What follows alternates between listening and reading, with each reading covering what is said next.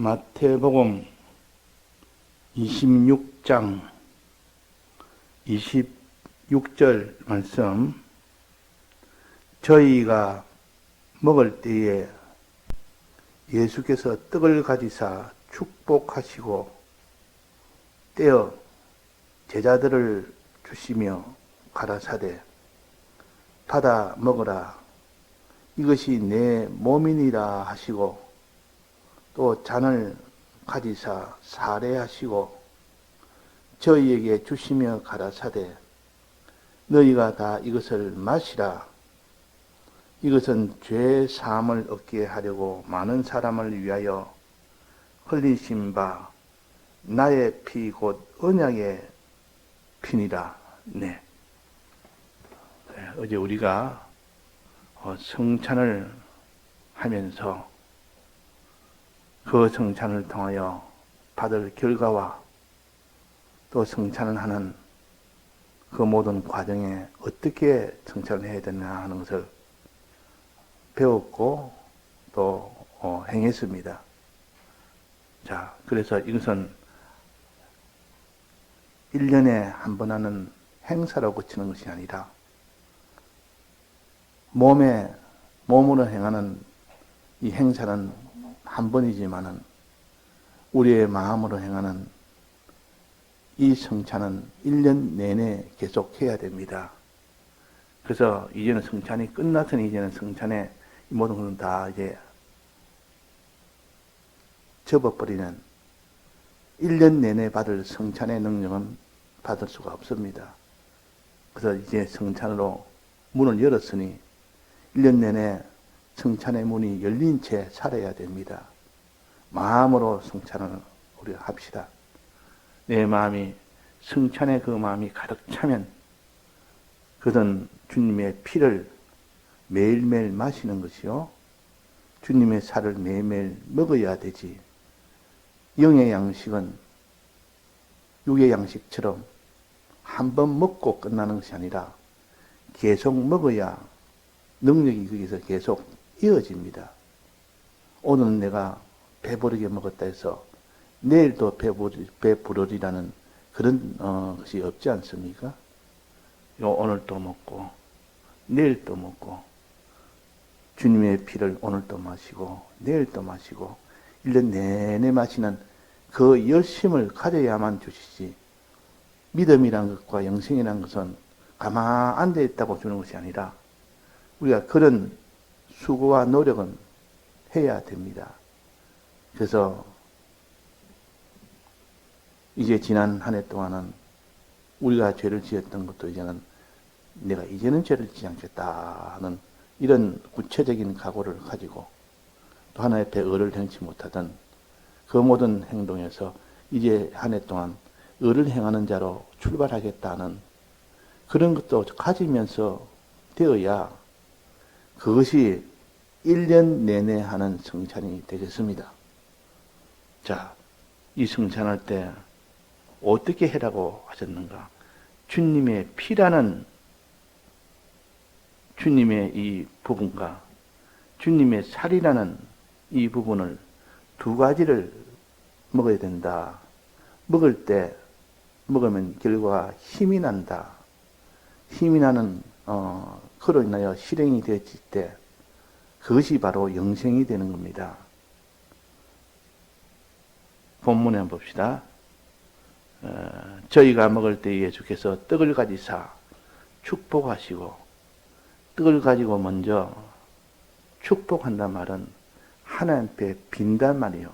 예수님이 하나님 아버지에게 이 떡을 주셔서 떡을 제자들에게 다 먹여서 능력이 되게 주시옵소서 하는 이것이 축복입니다.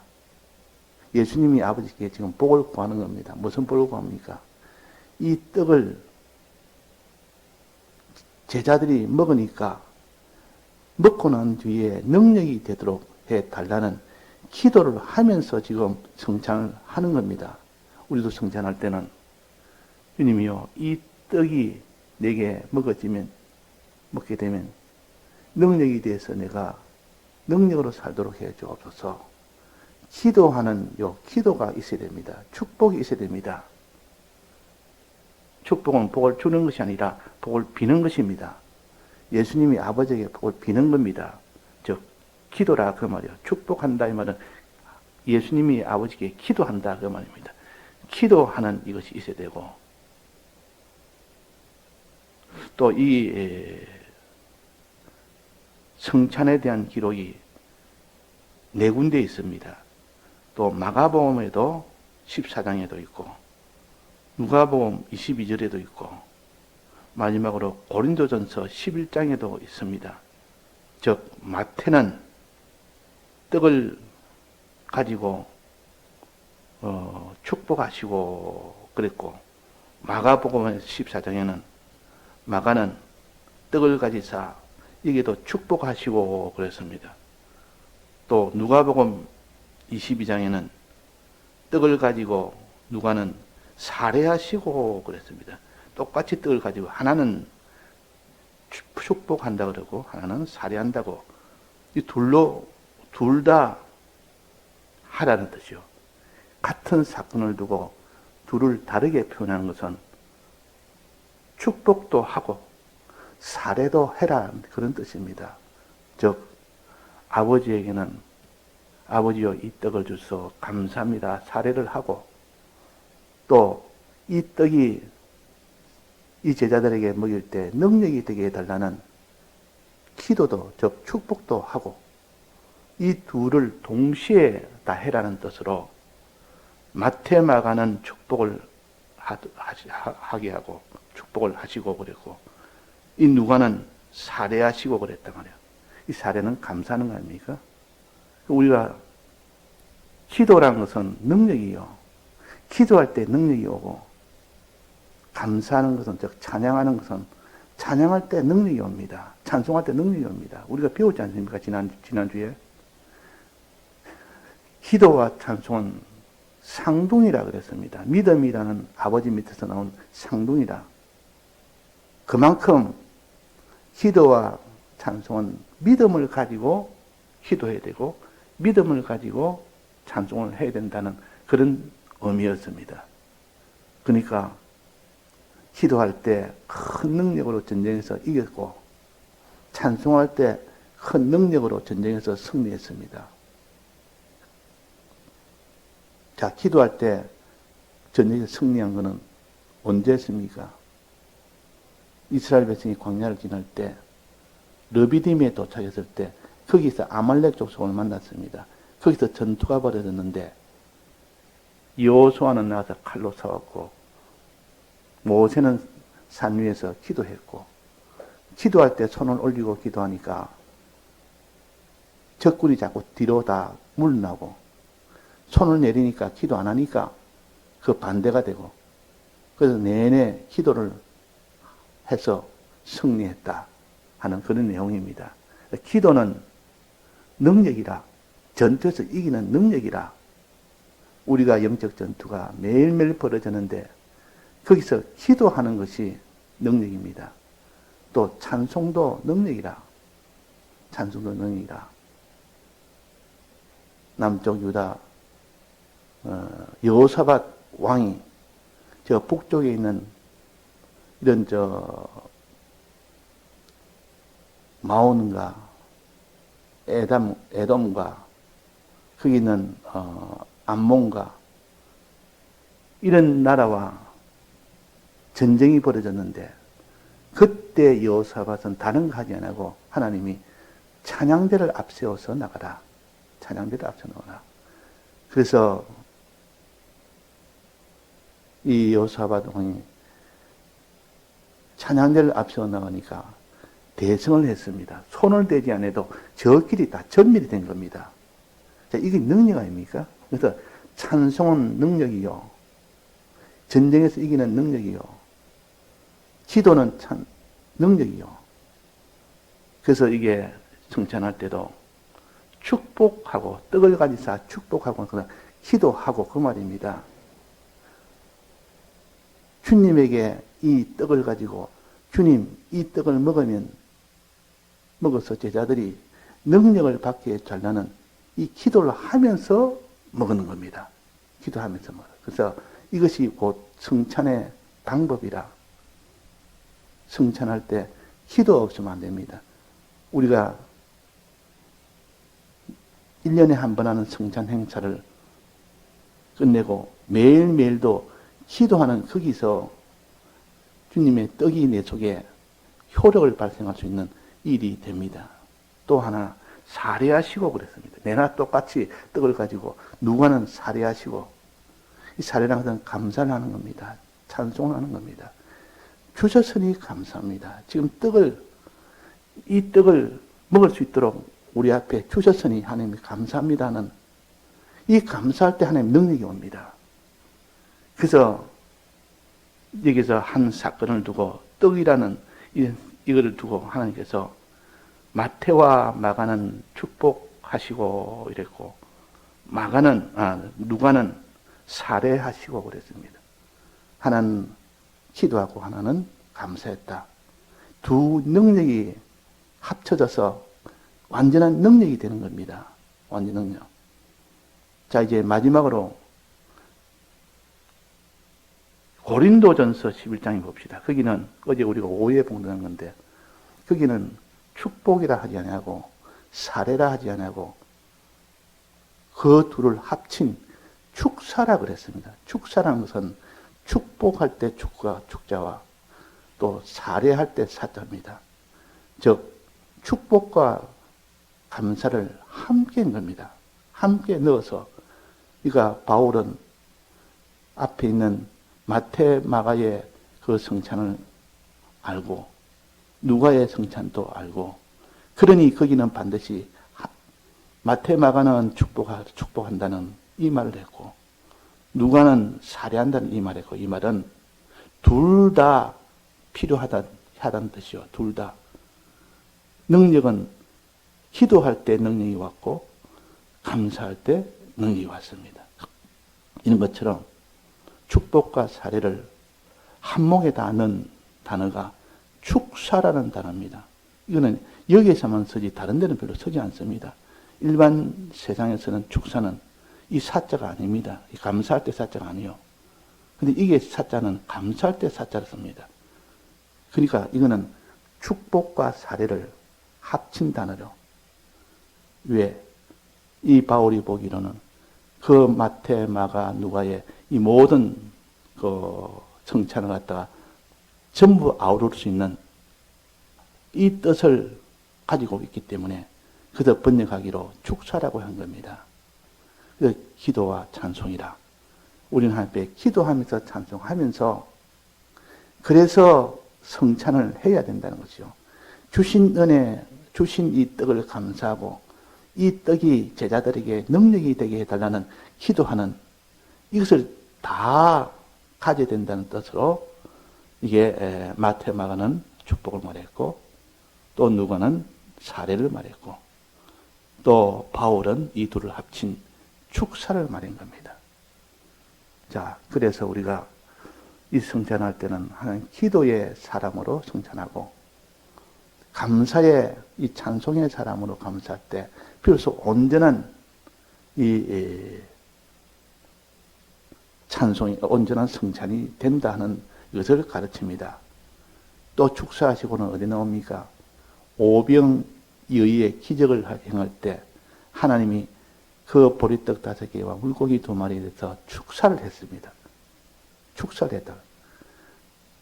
그리고 이 아이의 이 도시락 하나 주셔서 감사합니다 하는 이 감사와 이 도시락 하나로 이 모든 5,000명을 다 먹일 수 있도록 해달라는 이 기도와 이 동시에 한 것을 가지고 축사하시고 우리는 이 기도와 찬송은 늘 하나가 됩니다.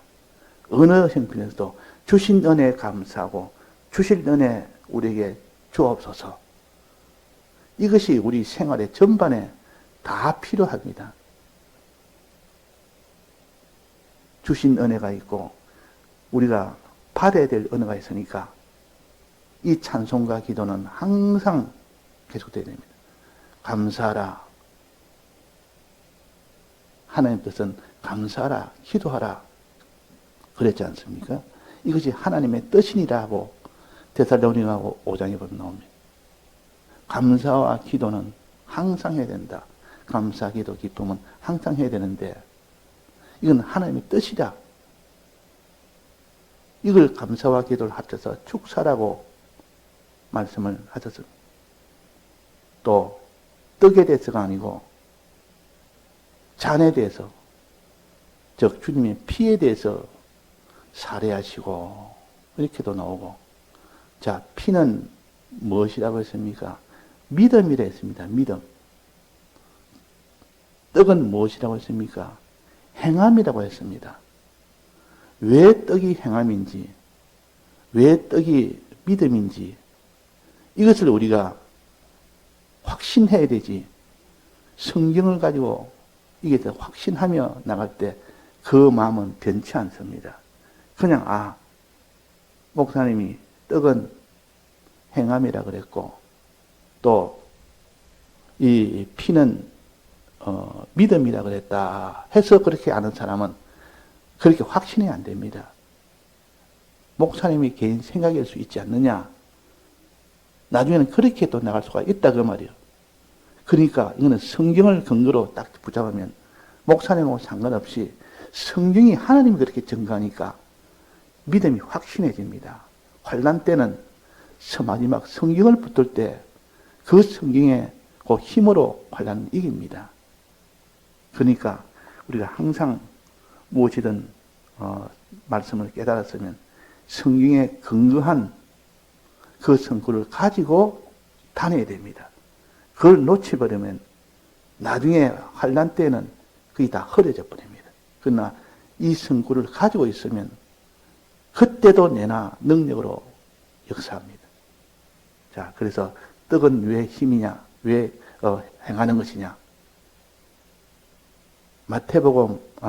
요한복음 3장 4장 34절입니다.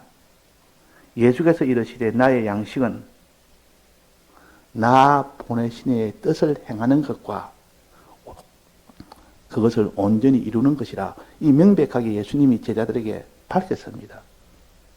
내 양식은, 제자들이 예수님에게 떡을 가지고 드시게 하려고 마을에 내려 떡을 사왔습니다. 사와서 멀리서 보니까 예수님이 어느 여인하고 이야기를 하고 있었다 그 말이에요. 우물가에서 이야기하고 있으니까. 그래서 예수님이 내 떡은 있다. 내 떡은 내가 가지고 있다. 그러니까 이 제자들이 말하기로 저 여인이 떡을 주었는가 보다 이렇게 마음속으로 하니까 예수님이 그 마음을 아시고 아니다.